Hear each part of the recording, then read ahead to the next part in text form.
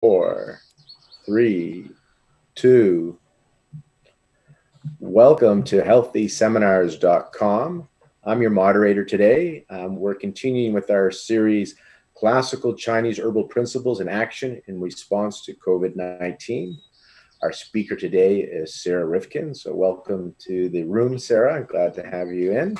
And this series has been organized by Sharon Weizenbaum. So big gratitude to Sharon. Her colleagues and students have been training with her under her graduate mentorship program, the GMP. And Sharon had this idea back in, we were chatting late March when this all went down in 2020. And she thought it'd be nice to share clinicians' experiences on how to use formulas based on presentations. And so first I'll just do our disclaimer relating to this topic, and then I'll just do a little bit more housekeeping. The disclaimer here is to let you know this is for educational purposes only. This is not medical advice. This should not be interpreted as medical advice. If you have a health condition, please seek out a healthcare provider. Again, this is not medical advice. This is educational purposes only. So I just wanted to remind you of that.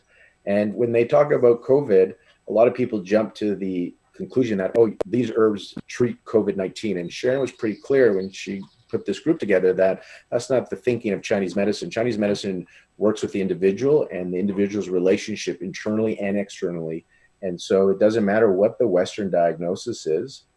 It's how the individual is presenting, what their constitution is like, and that's how they're choosing the formulas to discuss. That's why there is no herb or formula for COVID-19, according to this series. You can only look at the individual and then go back to the principles of Chinese medicine to come up with your formulation. I do want to share with you our resource page. So again, it's on the home page. You can find resources anywhere.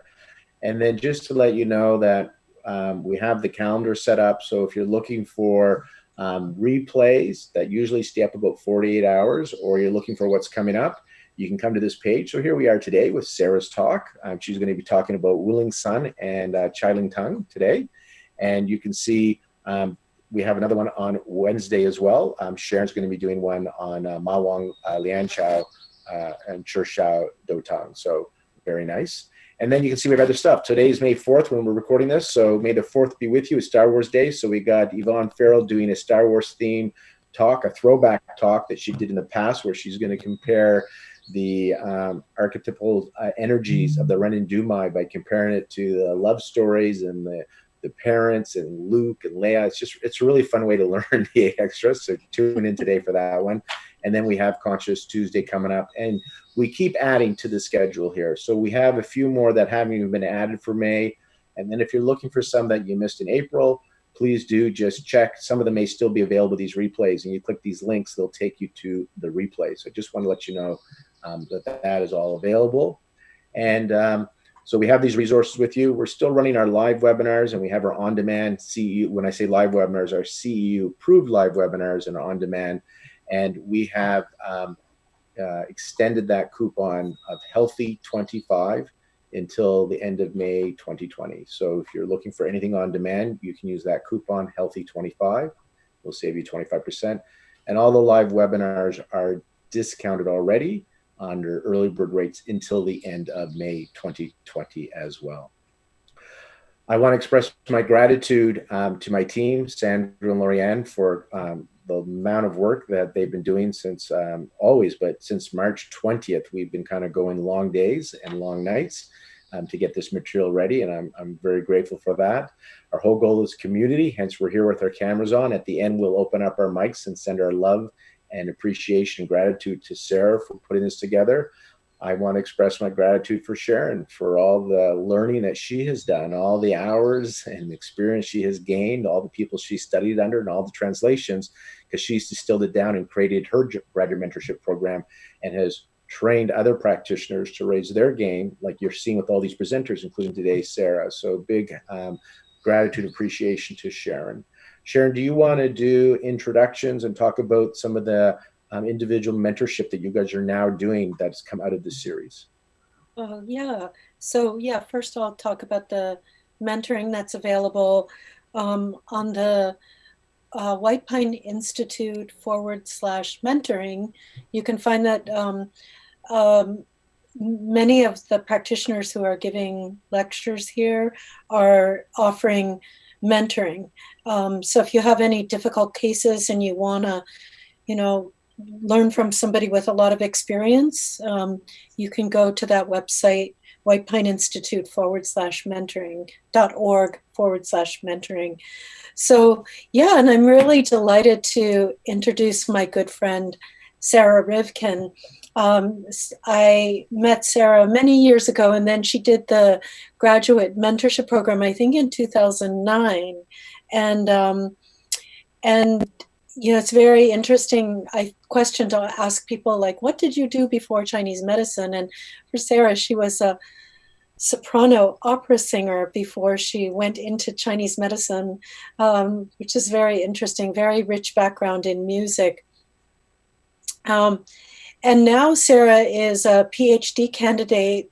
She's getting her doctorate through the Seattle Institute of East Asian Medicine, and really learning how to translate and read Chinese. So that's very exciting. I think her focus is actually on case studies, a really interesting topic. So yeah, so welcome, Sarah. I'm looking forward to your lecture today on Chai Ling Tang and Chai Ping Tang. So Wuling San. So welcome. Thank you. I think I'm unmuted now. Thank you, Sharon, so much for that introduction. One thing I should mention, Sharon mentioned to me, or just mentioned there, that my research is on case studies. And what she didn't mention is I really fell in love with case studies because of studying with Sharon. So I owe a tremendous debt of gratitude to you as well.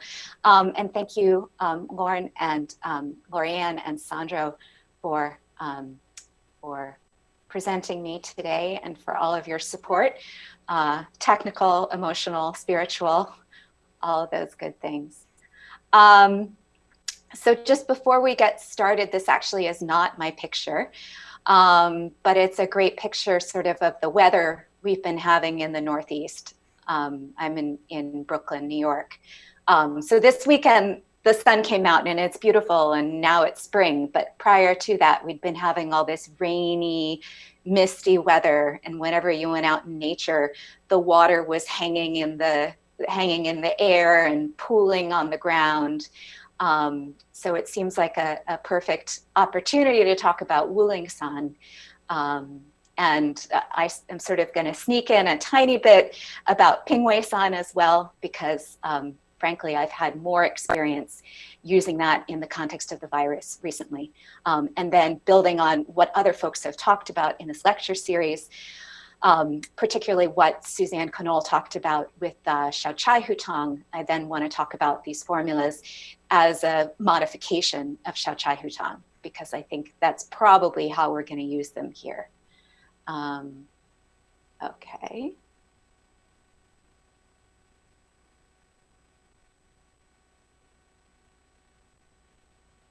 Oh. That is not my first slide. Sarah, I am seeing them flip here pretty quick, so maybe just give it a second after you click it once. Okay, great. So that is about me. That is our first slide. Okay. Okay. So now I have yeah, the rhythm you're going to flip there a we couple go. That's more. where I want to be. Okay. I have to be patient. Yeah. I'm giving away all the answers ahead of time. Okay. So we are talking about Wuling San today. You'll see the ingredients there on the right, just as a refresher. So this is a formula to transform qi and promote the release of water when there's a dysfunction of the qi transformation. So Wuling San warms the kidneys to promote the flow of water when there is difficult urination and abdominal distension. One of my one of my favorite teachers, Professor Liu Duzhou, groups it with Ling Tang and Wu Tang as a group of formulas to warm the yang and treat edema. So the key symptoms you're going to see here are thirst and abnormal urination.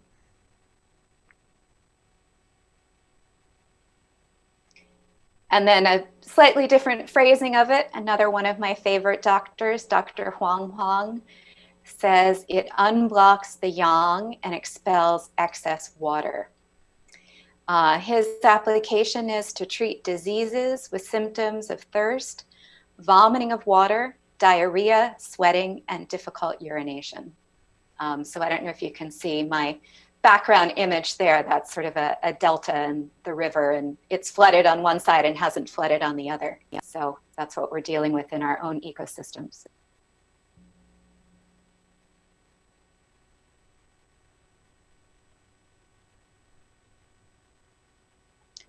Okay. So references to this in the classics. In ancient times, Wuling San was used to rectify diseases with an incorrect flow of water metabolism. So this is a formula that's mentioned both in the Shanghenlun and in the Jingui Yaowei.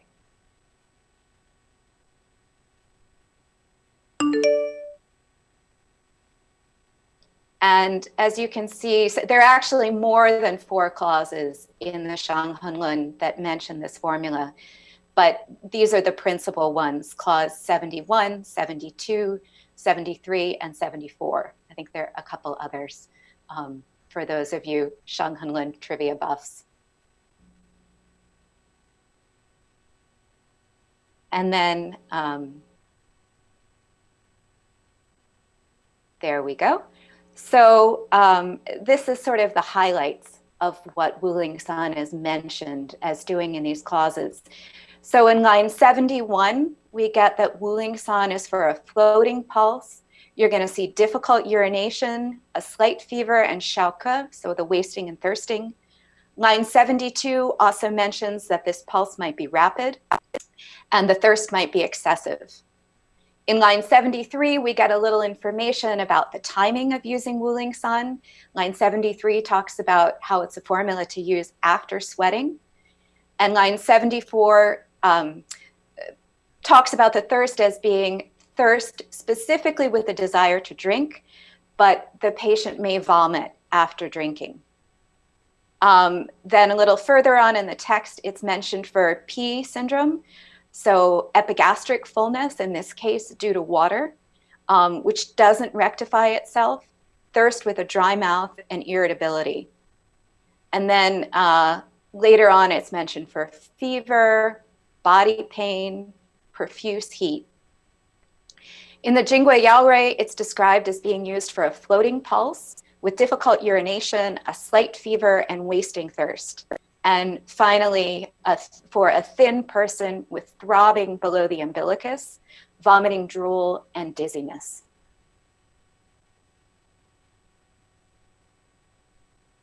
So the next slide here, my doctoral colleague, Christina Jackson, just shared with me a translation that she's working on from a gynecology professor named Dr. Ma Zedong. And I quite liked his description of Wuling San. So I thought I might bring that in here since it's something that probably no one has seen. I mean, it's not that revelatory, but he has a slightly different way of phrasing it. So he says, Wuling San warms the yang and promotes qi transformation, having a spleen fortifying and disinhibiting water effect. It can treat when the outer body has an exterior pattern and the inner body has damp water stagnating. I probably should have made a picture for that. Perhaps there is water damp collecting internally with water swelling or diarrhea. Perhaps phlegm rheum is bringing trouble. Perhaps there is vomiting immediately after ingesting water, a water counterflow disease. Water damp phlegm rheum is a yin evil. It can stay for a long time in the human body and bring about disease. To treat congested fluids, you must warm the yang and eliminate rheum. So, I don't know how many folks out there today have treated COVID, but the patients I've seen, it takes a long time. and you're doing multiple formulas and changing the formulas and modifying it and doing different strategies. And that is very typical, right, of water pathologies, is that they can kind of, you know, it's like if your basement is too damp, it can kind of get into everything, and it, you know, it takes a while, both takes a while to get rid of it, and you might have to try a few different strategies in order to get it out of there.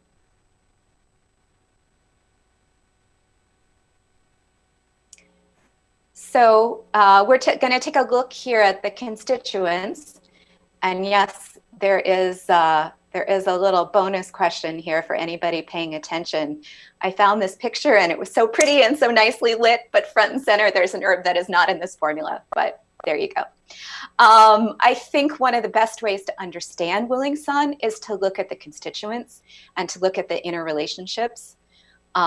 This is a trick I learned from Sharon, right? To kind of drill down. Yes, somebody got it, E. Ren, which is great and very useful, but it's not actually in Wuling Sun.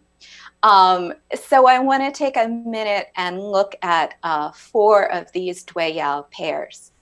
So I want to look at Zixia and Fuling. I want to look at Fuling and Juling. I want to look at Fuling and Baiju. And I want to look at Guizhi and Fuling. So, as I mentioned, in that damp basement, right, or your yard, if it doesn't drain very well, you may have to try a few different strategies to get that water in the place that it needs to be and help the body absorb it. So in this formula, we can see that there is some draining downward, there is some guiding water upward, there is working on increasing the absorptive capacity. That's language I have borrowed lovingly from Sharon, because I love that idea, like that sponge that doesn't quite have the right amount of moisture in it to start with, so it's not going to clean up your spilled coffee, right? If it's too dry or too wet, it's useless. And there is, of course, warming the yang, which I think is very important as well.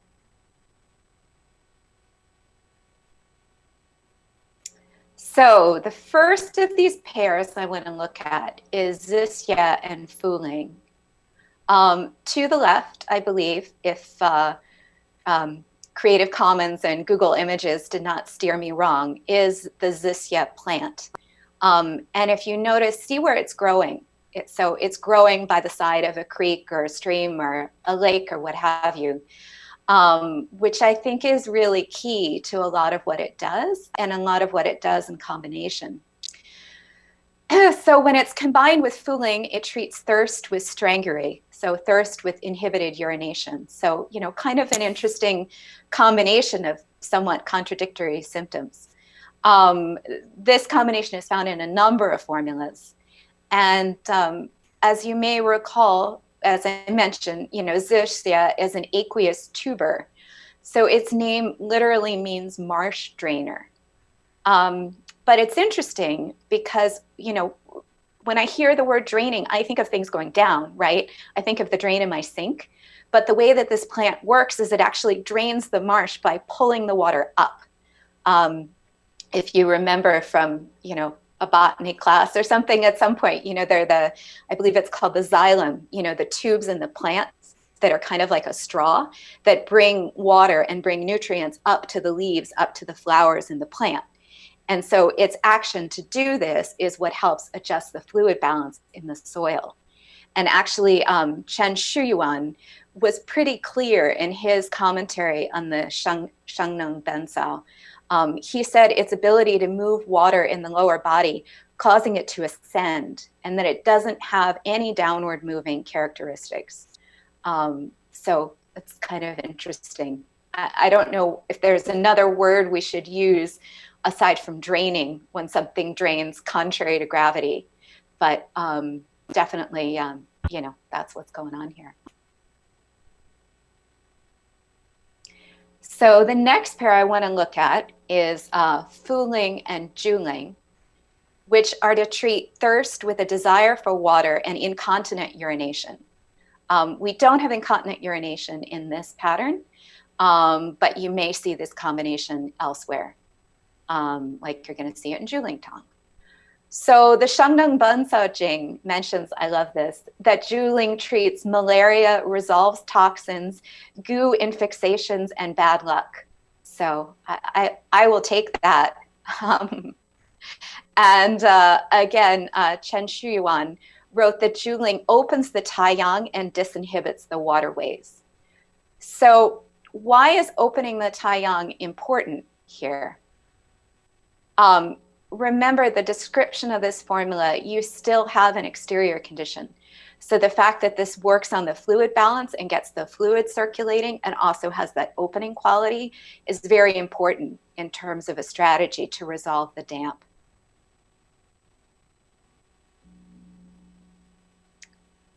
The next one here, there we go. Fuling and Baiju. So on the right, we have not the part of Baiju that we use in this formula, but it has these pretty flowers. So I thought I would share with you the pretty flowers because it's kind of nicer to look at than a tuber. So Fuling and Baiju, one supplements while the other percolates. One is drying, the other disinhibits urination. When these two medicinals are combined together, they reinforce each other. Together, they effectively supplement the spleen and dry dampness, percolate dampness, and disinhibit urination. Or as Huang Huang describes it, this combination treats thirst, stranguria, dizziness, and distension and fullness below the heart. And Fuling and Baiju, I mean, how many formulas is it this Dui Yao in? It, you know, very, very common combination. I think these are also what Sharon would describe as chalky herbs. So they're herbs that increase the absorptive capacity. You know, the Suen says, in order for the damp qi to bring about transformation, it must settle into the earth. So this is like that first picture that I showed you, you know, with the water pooling on the road, right? It hasn't been absorbed. And so this is helping with that, with the integration and the absorption.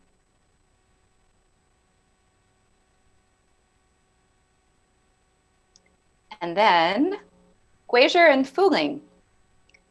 So typically, this combination treats palpitations below the umbilicus, palpitations below the heart, qi surging up from the lower abdomen to the chest, and qi surging trembling limbs, vomiting, and retching.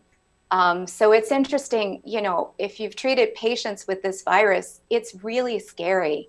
And one of the reasons why it's scary is because when water is encroaching on the heart, that's terrifying. I mean, that's like triggers all the same, you know, cortisol or whatever stress responses you would have if you were drowning. You know, water is terrifying. And interestingly, I was just reading something. The CDC just added another symptom to the you know, the textbook presentation for this virus, and that was shaking. So I thought that isn't something that I've seen with the patients that I've treated or the patients I've seen. I also have been observing in my school's clinic, and I haven't seen it there either, but you know, interesting that this combination has some of that ability. You know, so there are many, many formulas, again, that this Dui Yao is found in. Whatever I think about, you know, maybe just because of the names, I always think of sort of the Guizhi Fuling one, right? Because it's Guizhi Fuling, you know, Guizhi Fuling, which is, you know, in the Jingui Yao Rei. But in the descriptions in the Jingui Yao Rei, it talks about this Dui Yao. Both herbs enter the Taiyang and are frequently used together to promote its qi transformation, causing the clear yang and fluids to ascend throughout the body, including the blood, while draining turbidity out through the urine. So I do think, even though this combination is not ostensibly in Wuling Sun because of its action on the blood, I'm going to come back to that idea. I do think that that's an important consideration here. So Guizhi and Fuling, a little bit more, right? Healthy blood depends on healthy fluids. And particularly, in this virus, when we're all trying to think ahead a little bit and anticipate potential really scary complications, a lot of them are things that we would consider blood stasis. So I do think this idea of blood and fluids going together and keeping the fluids healthy and keeping the fluids moving is really, really important. Guizhou warms the yang, right? That's how it does this. It facilitates the movement of fluids and blood. And again, Guizhou has an affinity to the heart and nourishes the heart, blood, and capillaries. So I'm gonna spend a few minutes here talking about this relationship of fluids to blood because I think it's really, really important. So just to review here a little bit, right? Fluids and blood have a common origin. Blood and fluids are both yin substances with a close relationship. This is a quote from the classics about how fluids and blood arise together, right? You take in food that gets processed, it becomes fluids. And then in the middle jiao, the yin, the nutritive qi, secretes the jin and the ye fluids, so the thick and the thin fluids. These pour into the vessels and transform into blood, which nourishes the four limbs and internally suffuse the five zang and the six fu. So the blood comes from the fluids, right? If you're having problems in the fluids, it cannot be good for the blood. So as I mentioned, blood and fluids are both yin substances with a close, mutually influencing relationship. So, right, fluids become the blood and must be doing their physiological role to have healthy blood. Conversely, blood stagnation can obstruct the flow of the jin-ye, causing dryness or accumulation of pathological fluid, right? This relationship can go either way. Either deficiency in one can cause a problem with the other. Excess in one can likewise cause a deficiency or, a buildup, a lack of circulation in the other. Fluid deficiency or damage can cause the fluids to leave the blood, parching the blood. So fluid insufficiency or poor quality will affect the blood. And likewise, as I mentioned, an accumulation of fluids or fluids not doing their job, that's going to affect the blood. And I've had conversations with colleagues about should we prophylactically add blood movers to our formulas, just in case, just to prevent someone from getting these late stage sequelae, which, often involve blood stasis. And, after researching Wuling San and thinking about it a lot, I think the key is still to treat what we see, but to keep in mind that if we're seeing a dysfunction in the fluids, that we better address it because it could lead to problems with the blood. And I think that's where it comes from. That's my personal opinion. We can discuss that later. So remembering too that, so fluids and blood have this relationship, but also fluids and qi have this relationship, right? This is why Wuling San is such an important formula. And even more so why the principles in Wuling San are so important to remember, even if we're not actually using Wuling San. I think it's educational and illustrative of a number of fundamental ideas in our medicine that are always good things to keep in mind, right? So, here's a little quick review of yin and yang, right? Theory 101 for everybody. And then, so also stagnation of qi can go together, right? So if the qi isn't moving, we may have problems with the fluids. If the fluids aren't moving, we may have problems with the qi, right? Just the way we saw with the blood. And so another one of my favorites, Stephen Clavey, this is his description here. So he talks about how qi can transform into fluids and fluids can transform into qi. Qi's role of rising and falling, penetrating and lifting, warming, consolidating, these are all important in fluid metabolism. Deficiency of both qi and fluids is not uncommon. I would also say in the case of this formula and looking at it and thinking about when to use it, stagnation of qi and fluids is also a really important thing to keep in mind. Respiratory illnesses, when the lungs aren't functioning the way that they need to, can, very easily lead to problems with the fluids, or even just being sedentary, right? Because the lungs play such an important role in fluid metabolism, or vice versa, right? If the fluids are stuck, if they're too thick, if, they're accumulating in the wrong places, that's going to affect the lungs and the qi, just the way we saw with the blood. So, we remember from the Suen, all qi is controlled by the lungs. So the lungs control the movement and transformation of clear and murky, acting as the bagpipes of the body. This infusion of the clear qi of heaven into the gu qi creates zong qi, so the qi that's in the chest, which infuses in the chest and provides part of the motive force for both breathing and for the movement of qi and blood throughout the channels, right? So if the fluids are stagnating and this affects the qi, or vice versa, this is the root of so many of the issues that we're seeing in this disease and, really in many pathologies. The lungs move the fluid qi through the channels to moisten and nourish tissues and organs and provide the motive force that enables murky fluids to be carried downward to the urinary bladder through the sanjiao. As an aside, apropos of how important the lungs are and the healthy function of the lungs are and their relationship to fluids, thinking about this in the context of this virus, I had a friend who was on that ship, the cruise ship that was in South America, where the governor of Florida wasn't allowing them to dock. And my friend got COVID. Oops, sorry, wasn't supposed to say it. My friend got the virus and he's trapped in his room and he's all by himself and he has no resources. But he is a Broadway guy. He's an actor, singer, dancer. And for whatever reason, he had the brilliant idea to do breathing exercises. So he controlled his symptoms he was doing, like a half hour, an hour of breathing exercises multiple times a day.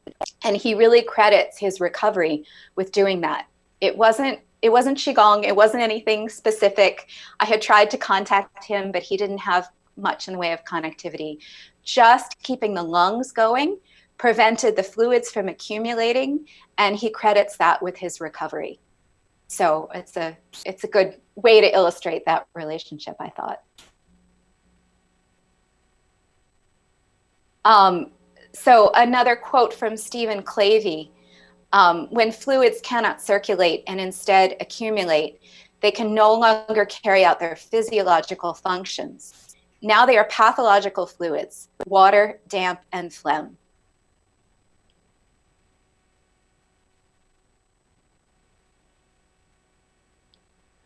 So that was my little digression into fluids and qi and fluids and blood. So I'm gonna bring this back a little bit more specifically to the topic of hand.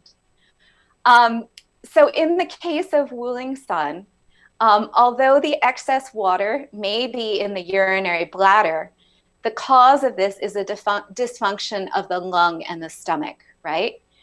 So when the lung can't do its job in qi transformation, then metal is unable to produce water, and water is unable to reach the urinary bladder. So this is why in this pattern, we get some of these urinary symptoms as well.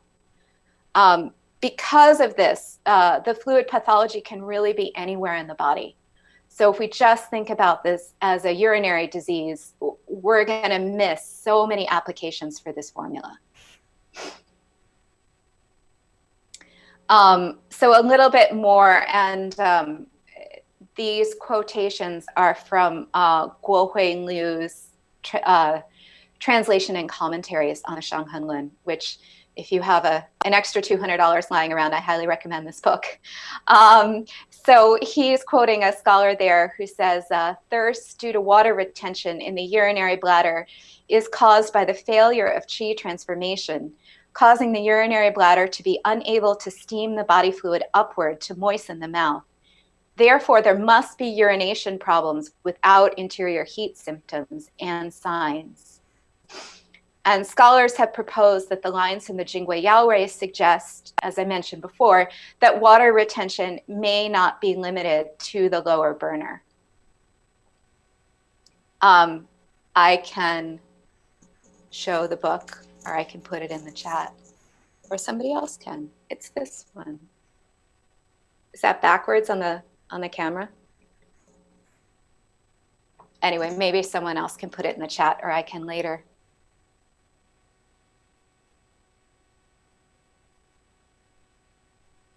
So this is just a list of possible diseases that you could treat with Wuling San, provided that the pattern fit that sort of fundamental framework. So as you can see, you pretty much have patterns involving almost every possible body system. You have diseases that are, you have GI diseases, you have diseases affecting the head, like dizziness and headaches, excessive salivation.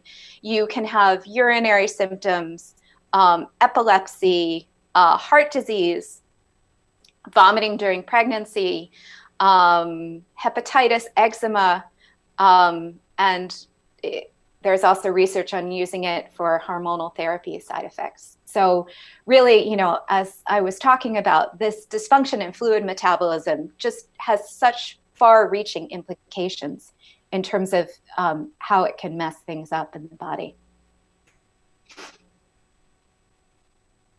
So that can mean you could use Wuling San for everything, right? Like, that list is pretty exhaustive. But, unfortunately, it's not quite that simple, right? You have to do a good intake and really get some more information. And so another quote from my buddy Steve Clavey here, the best way to gauge the state of the fluids is to examine or inquire about sweat and urination. I would also say thirst is really important too. And maybe there are a few other things we could think about. But, definitely you want to get very clear as to the pathodynamic that's going on in the body.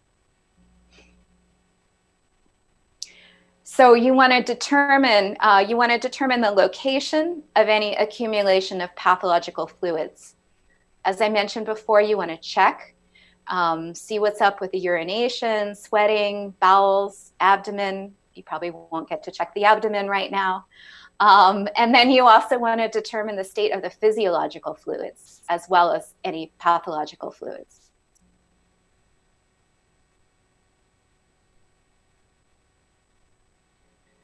So I may come back to this idea later, but generally in terms of assessing the state of urination, there are sort of three categories that this is generally put in.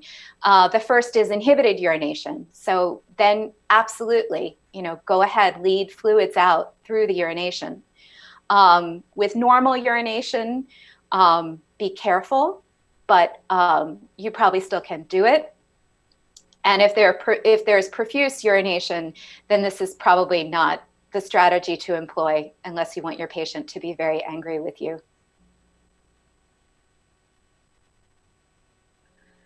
So as I mentioned, right, it's kind of, one could easily go down the garden path if you weren't quite clear about certain things like the location of the symptoms, right?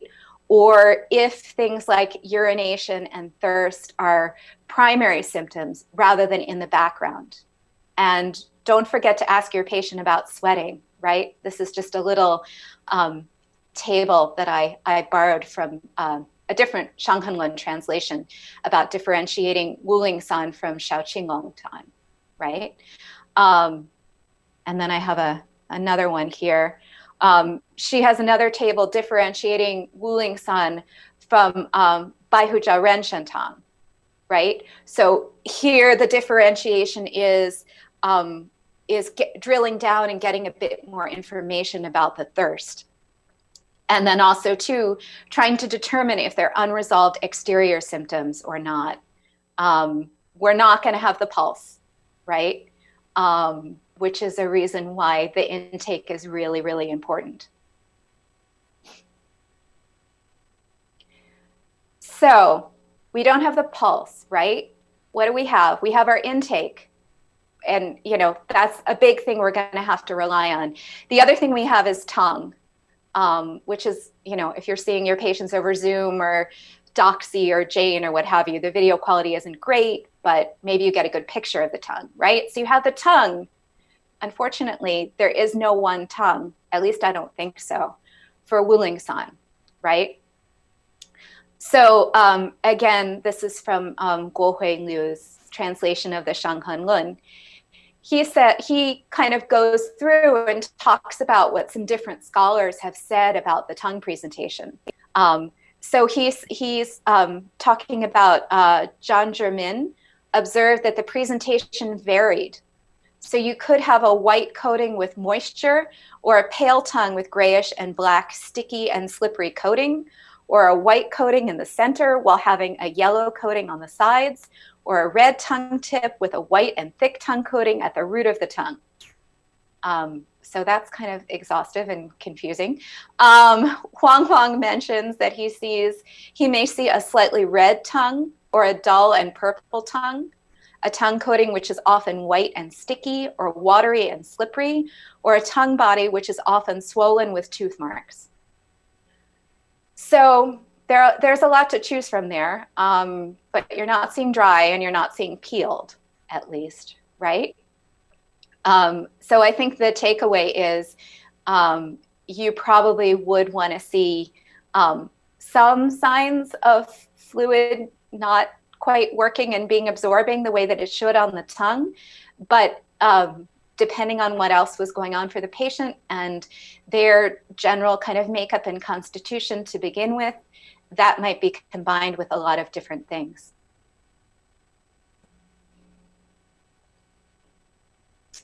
So here I am. I have just spent 40 minutes talking about Wuling San, and I've seen a bunch of cases of the virus, both in my own clinic and as Sharon mentioned, I'm a doctoral student at SEAM, at the Seattle Institute of East Asian Medicine. And we have a school clinic, a virtual clinic. And I've been sitting in there. So I've been watching Craig Mitchell and Dan Bensky and Shouchen Ma treat patients, you know, suffering from or, you know, presenting with symptoms that match the virus. I have not seen a Wuling San case. And I looked and I looked and I looked and I couldn't find one. And I wonder, you know, to be totally honest, am I too hung up on this symptom of inhibited urination? Because that has not been a symptom that I've seen people presenting with. I've seen people certainly presenting with thirst and a lot of other things that could fit this formula pattern, but not the urination. So I don't know. I may go back and think about that a little bit. I mean, I've known this formula for 18 years, but the formula has been around for 1800 years. So I'm sure that there are some other there, you know, there are plenty of people have had time to comment on this formula and probably argue over this point. You know, I think I've mostly seen this formula in combination. It is one of the constituent formulas in the Qingfei Paidu Tang, along with Ma Xing Shurgan Tang, Shurgan Ma Huang Tang, and Xiao Chai Hu Tang, which are formulas that have all been covered individually and I think also as a group. And I'm seeing so many messages here. I think maybe Sharon's answering my question here in the chat. Oop. Okay. Is there more to go, Sarah? Yeah, There's more to go. We can. Okay. I'm answering questions as they come up. Okay, great. While I expose my ignorance to 200 of our nearest and dearest. Okay, So, Suzanne Canol had mentioned in her talk about using Xiao Chai Hu Tang for various presentations here. And chiefly, I just want to literally highlight two presentations that I, relate to Wuling San. One is Chai Ling Tang, which we're going to talk about, which is Xiao Chai Hu Tang plus Wuling San. Another one that I have seen that I may touch on for a sec at the end is Chai Ping Tang, which is Xiao Chai Hu Tang plus Pingwei San.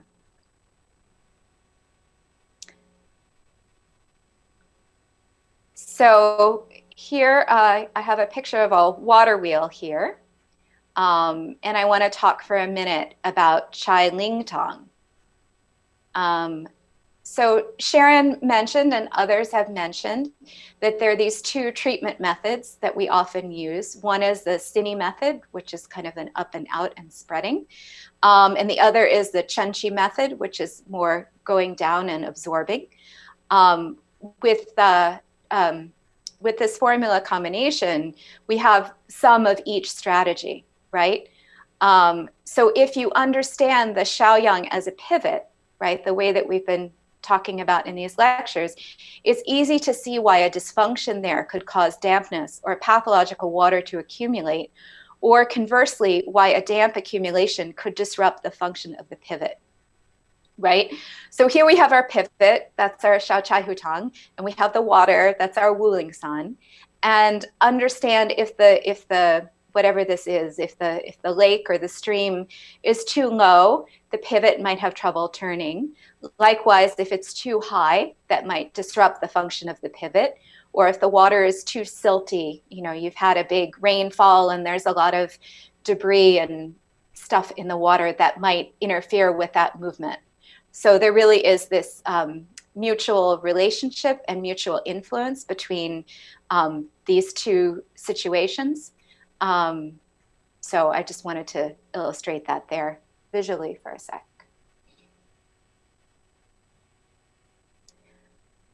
So, right, so you put Wuling San together with Xiao Chai Hu Tang and you get Chai Ling Tang, which is for a Xiao Chai Hu Tang presentation with a reduction in urinary output, edema, and thirst.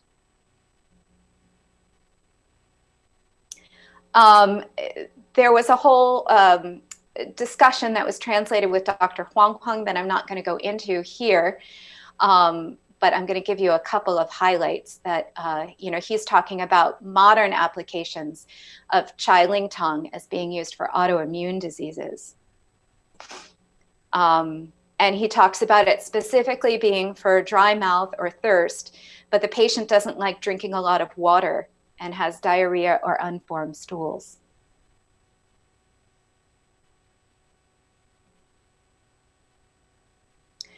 So Chai Ling Tang, it's interesting, if you're someone who's interested in modern scientific research into herbal formulas, you may be able to find more if you look it up under its Japanese name, which is Saireto. My Japanese is non-existent. But it is a very widely used formula in Japan for inflammatory diseases, for things like RA and lupus, ulcerative colitis. It seems to be used kind of like a steroid. And they've done research into it. Everything in red here is a hyperlink. So there's studies on it for lymphedema, looking at its immunomodulatory effects for nephrotic syndrome, looking at it for post-operative edema as well. So I do use Wuling San a lot, but I haven't had the opportunity to use it or Chai Ling Tang, as I mentioned, specifically for the virus. But I have had the opportunity to use Chai Ping Tang, which is Xiao Chai Hu Tang plus Pingwei San. So I thought if I had a moment just to talk about that combination as well, I would take that time. Is that okay? And I have a case for that as well. Please. Okay, great. And this formula I've used both in my own clinic, and I've seen my teachers in the same clinic use it as well, or use ideas of it more than Wuling San for whatever reason. So Xiao Chai Hu Tang plus Ping Wei San become Chai Ping Tang, which is to treat fever with a heavy sensation in the body and a thick, greasy tongue coating and abdominal fullness. This is a presentation that I have seen in quite a number of cases with the virus. So the herbs could not be more different than Wuling San, right? You've clearly got a very different strategy for dealing with the damp. You definitely have more acrid, bitter, warm herbs. You have chun pi in there, so you've got that aromatic quality versus Wuling San, right? Wuling San has cool, neutral, bland herbs in there, with the exception of the guizhi. Ping Wei San could probably have more thirst, but probably not as prominent. I'm sorry, Ping Wei San could have thirst. Sorry, couldn't read my own notes there, but probably not as prominent as Wuling San. And Wuling San, really the sort of bold-faced description is inhibited urination and prominent thirst. A Wuling San presentation can have sweating and probably generally more exterior signs. What is interesting, one thing that's interesting about Ping Wei San is in sort of the traditional descriptions of the formula. And I think the reason why it's getting used, or why aspects of it are getting used to treat the virus, is because it does have front and center this loss of taste, which is, a little bit unique in this virus. I don't know that I, have seen that a lot in other, in other presentations. It's kind of an unusual symptom. And that may be why people are using Ping Wei San, because they hear loss of taste and they think, wait, that was on my test in herbs 4 or whatever it was. That's Ping Wei San when you lose your sense of taste. So Ping Wei San also, it combines very easily with Xiao Chai Hu Tang. As you can see, you have a lot of overlap between the formulas already. Half of the formula is already there. So really, when people are talking about this combination, they usually just mean that you're adding Sangju and Herbal to Xiao Chai Hu Tang.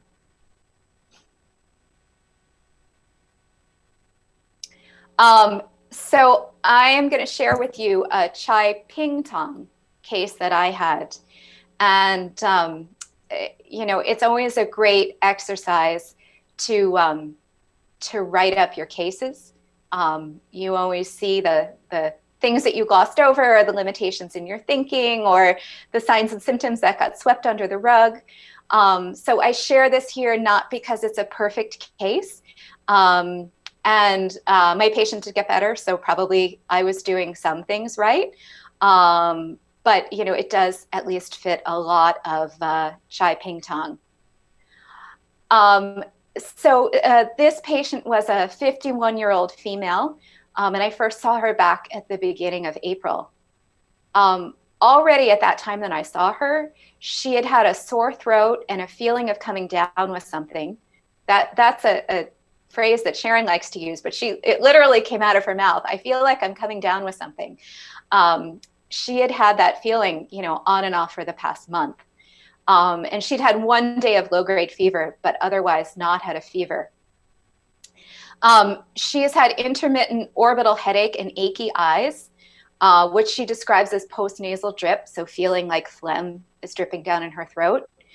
A wheezy and tight chest with a feeling of restricted airflow and shortness of breath. Her breathing feels difficult at night. So it's particularly, I think, a postural thing. Like when she lies down, she feels like she can't breathe. And a hot water bottle feels good on her chest. She had purchased a pulse oximeter, and she started taking her pulse before she even got sick, or her readings on the machine. And she started out around 99 and dropped at one point to the high 90s. It's dropped a little bit, but it's still okay. She has a slight nasal discharge that is light in color with occasional small amount of blood. Her nose isn't clogged, and she can cough up a little phlegm. She had some diarrhea the previous week, but no nausea. She now has a stomach ache. She has some loss of sense of smell, and her appetite is diminished, and she's lost weight.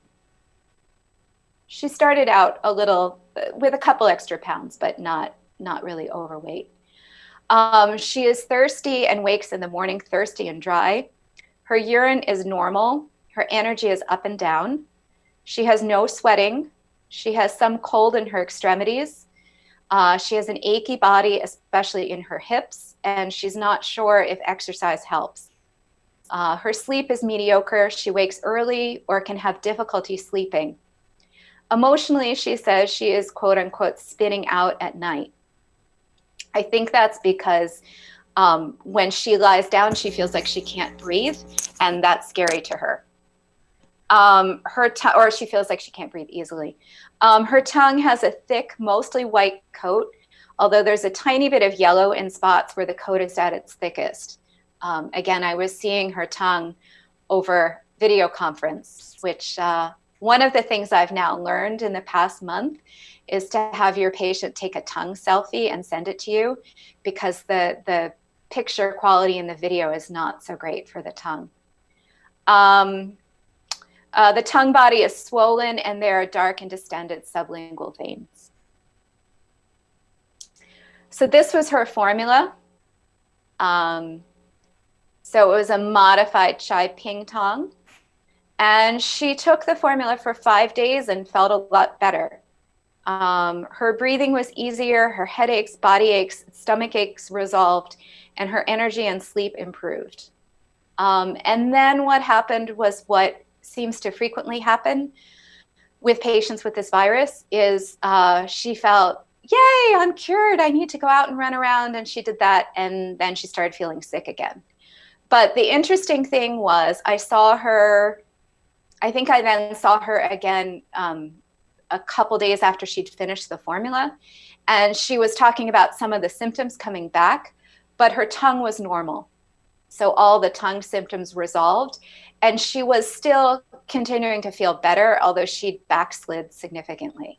And so then from there, we went off. We did like 3 other formulas after that. And I think she's on my to-do list to check in today. But, you know, she had been doing a lot better. So that's what I got. I think Sharon was answering a lot of questions in the chat, so I couldn't really keep up with those, but I would love the answers to those questions too, including what am I missing about Wuling San that I have not used it for the virus?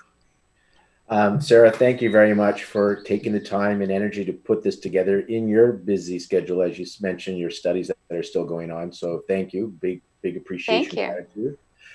If there are questions, we'd love it if you'd raise your digital hand by pressing the button below, and we'll open up your mic so you can ask the question specifically. Sharon, maybe if you want to go over some of the Q&A that you saw in the chat room, just to kind of bring that out, that's great. We are going to open up our mics in a minute regardless, just to send our appreciation, gratitude to Sarah, and you can send it off to Sharon and also to each other. This is your chance for community, and these are the things that we need to do during these times, and let's keep doing this. Just seeing each other as you talk, your image may show up on the screen, which is nice. We have our drinking game now. If you don't remember, we said if somebody has they're muted, but we unmic it, and then they're talking about stuff, but they're not involved in this or having a full-on conversation, then we get to drink something yummy. we should make that person, find out who they are, make them buy us all drinks. So we'll do that in a sec. I do want to remind you that some of the speakers that Sarah mentioned that's related to this on Healthy Seminars, we do have Huang courses. We have tons from Sharon and Dr. Feng Shunlun. And so those are all, again, on sale at 25% off for May. And then Sharon's diagnosis course on Healthy Seminars during the month of May is 25% off. And if you've taken her version of it when it was 20 hours on Pro-D Legacy, we'll refund you that amount towards the new version on Healthy Seminars. That's the latest one she's done. That is 54 hours of continuing education. And that's basically the first module of her GMP. So if you're thinking, do I want to do her graduate mentorship program, that is a great course to really get a sense and then really learn this physiology, because it's all about learning how to fish, not how not to receive a fish, but learning how to fish so you can feed yourself for life. All right, we are going to open up the mics, and then if there's any questions, we'll do that. Otherwise, we'll call it a day. Please open up the mics, and please send your love, your gratitude, and your appreciation to Sarah and your friends and colleagues online. I really appreciate that. Thank you so much, Sarah. Thank you, Sarah. Wonderful presentation. Job, Sarah. Thank you to the Lauren and the team. Do that on the terrace Sarah. now. Well done, Sarah. That was fabulous. Oh, we did read our Good job, Sarah. Thank you again. Good job. It's really great. Oh, much. Oh, I'm sorry. So much. Wonderful. It's really, really wonderful. Thank you so much for all All these right, let's mute everybody, and then let's mute me. Let's unmute Sarah and unmute Sharon. So there's a few questions here. So I'm going to go to Maria. Maria, you have mic rights. Thank you. Thank you, Sarah, for the great presentation. I had a question for either you or Sharon. I'm also GMP student, and we learned it might not be specific to Wuling San, but because you're combining Xiao Chai Hu Tang with not Wuling San, but sorry. I do that too. It's so hard to keep them straight. It's Wuling San or Pingwei San. Pingwei San. Yeah. So we learned that when there's a block in the Yang Ming, for sure, but even sometimes in the Xiaoyang, and there's deficiency symptoms, that we should first clear the Yang Ming. How do we judge with a Xiaoyang? I think in the case of clearing the Yang Ming, it's very clear that if there's a block there, that we'll do that first before treating the deficiency. But when we combine a Xiaoyang formula with one of the Yin conformation formulas, or that would address Yin conformation patterns, how do we know when that's okay or when we should just address the Xiaoyang first? Is that a clear question for you? Is it for me or is it for Sharon? Or is Either it of you. Do you want me to take that, Sarah? I can try, and then I think it depends on how extreme the blockage is. I'm thinking actually about another one of my wise friends, Claudia Sitkovitz, whose voice echoes in my head from when she was my teacher a million years ago. And she said, if you're not eating, you're not sleeping, you're not peeing, you're not pooping, you have to address that first. Mm-hmm. So if you're talking about a Yangming blockage, like, the stool is blocked or the urination is blocked, then, certainly that has to be the priority to first get that going. Sharon, what do you think? I mean, I think... Well, I think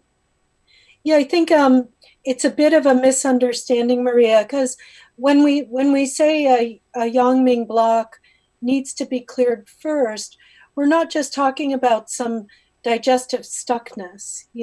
We're talking about a really true Yangming block, where what is the, in the opening clause of Yangming, it's Yangming is this domain of excess. And so, a true Yangming block is a block that requires herbs like, Da Huang and Huang Lian and those kinds, where it's really a pure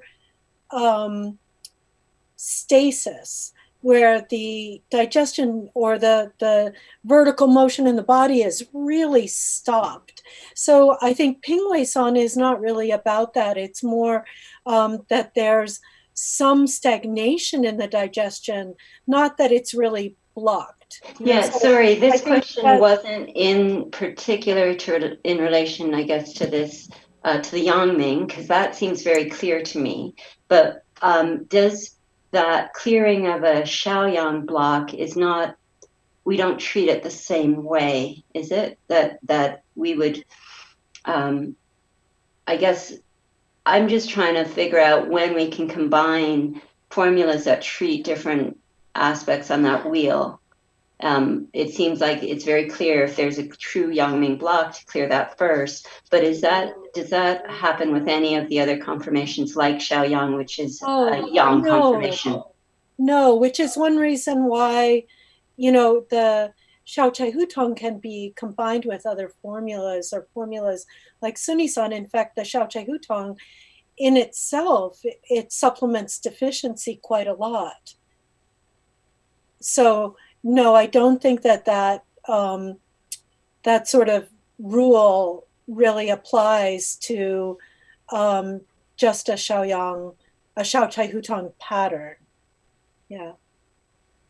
So I want to remind you guys, you can now sign up for the next one with Sharon. So if I go into, where are we here? May. So Sharon is doing one this Wednesday. That link is available now on the resource page. If you click here, you can sign up. Later today, we have May the 4th be with you. We have a conscious, so it's a fun talk. We have Conscious Tuesday tomorrow. Check that one out with Jesse Shaw. And then on Friday, for those that are thinking of opening in May or June or have already opened, we've got Valerie Hobbs and Steve Shomo coming together to talk about guidelines and principles for opening your practice. They've been doing a lot of research and putting out material. So that's happening on Friday. And again, these are all free this week. So I think this one's really important for those that are starting to open up their practice, and how do you practice now with the COVID have been part of our lives. So I wanted to let you know to check that out. And then next week, I'm doing a series. This is all through laurenbrown.com website. You can click on this link. I'm doing a whole series for 4 days, 2 hours a day, if you want to join that. Sarah, I want to thank you again very much for putting this together. And I want to thank Sharon for putting this team together. And I want to thank the tribe. I want to thank you guys for coming out and being here, being our community. And that's what this is all about. Now, we do have a hand up, so I'm going to go to my friend and colleague in Europe, Martin. Go ahead before we end this. Hi, Sarah. Hi, Sarah. Thank you for this presentation. It was very nice watching it. You're welcome. I might have a silly question, but I just was wondering, what made you decide to go to Xiao Chai Hu Tang as a base? Because was it like the pain in the hips, like a pivot area, or what made you decide it had a Xiaoyang base? You mean in the case that I shared? Yeah, in the case, because I can see I can see why you combined it with Pingwei-san, but I was just wondering, looking at my own cases, sometimes I'm just wondering, like, is this now a moment that I go to a combination with the Xiaoyang formula, like Xiao Chai Hu Tang, or not? And so I was looking at this case, and I thought, like, what made you decide? What were the key signs for you? Chiefly because she kept kind of having these relapses, you know, and that things were lingering. And I think, you know, at least in terms of my thinking, it may be because I was dispensing it in granules, and the way that the pharmacy had it, I had to use I ended up using Xiao Chai Hu Tang as a formula with then these singles added to it. So that may have made it look like the Xiao Chai Hu Tang aspect of it was a bit more prominent than it was in my thinking. All right. Do you know what I'm saying, right? Because it says Xiao Chai Hu Tang there instead of sort of thinking about the mechanism of these two formulas together. Because I was really thinking about Chai Ping Tang, not necessarily Xiao Chai Hu Tang. Does that make sense? Yeah, that makes sense. And I think it does. I mean, Xiao Chai Hu Tang is so malleable, isn't quite the right word, but there's a reason why there are all of these combinations, including Xiao Chai Hu Tang. I mean, just like any single herb, right? It behaves a little differently depending on the context. Yeah. All right. Thank you. Martine, it's so nice to see your smiling face again. Missed not having you come to the IFS to present, but nice to see you online at all these webinars. Let's open the mics and say our last goodbyes, and hopefully you guys will come to the one later on today, dressed as your favorite Star Wars character, and we'll see you this week. We have a few this week. You can sign up for Sharon's course on Wednesday right now, so do that so you don't forget. It's in the on the resources page on Healthy Seminars. Best wishes, everybody, and stay safe. Thank you. Bye bye. Thank Thanks a you. lot. Thank Thank you, you. Robin. Thank Bye. you. You're so great. Wednesday. Thank you. Yeah. Bye. Hi. Thank you, Gloria. Thank you, Kendall. Bye-bye. Bye. Thank you.